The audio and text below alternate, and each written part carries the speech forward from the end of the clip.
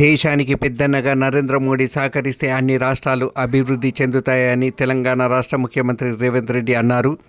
తెలంగాణ ప్రాజెక్టులకు త్వరగా అనుమతులు మంజూరు చేయాలని కోరిన ముఖ్యమంత్రి ఎన్నికల సమయంలోనే రాజకీయాలు చేయాలన్నారు.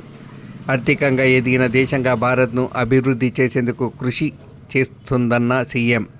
దేశానికి పెద్దన్నగా ఉన్న ప్రధానమంత్రి నరేంద్ర మోదీ సహకరిస్తే అన్ని రాష్ట్రాలు అభివృద్ధి చెందుతాయని తెలంగాణ ముఖ్యమంత్రి రేవంత్ రెడ్డి అన్నారు.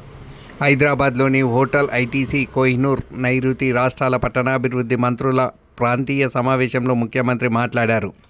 తెలంగాణ ప్రభుత్వం ప్రతిపాదించిన ప్రాజెక్టులకు కేంద్ర ప్రభుత్వం త్వరగా అనుమతులు మంజూరు చేయాలని కోరారు.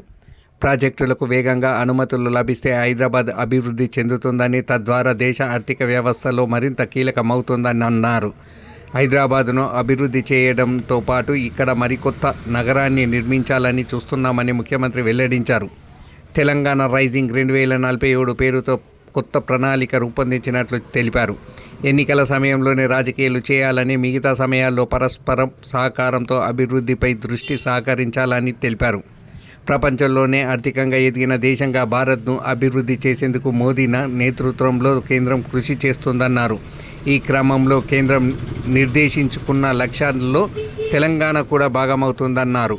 రాష్ట్రాలకు కేంద్రం సహకరిస్తే దేశాభివృద్ధి మరింత వేగమవుతుందన్నారు.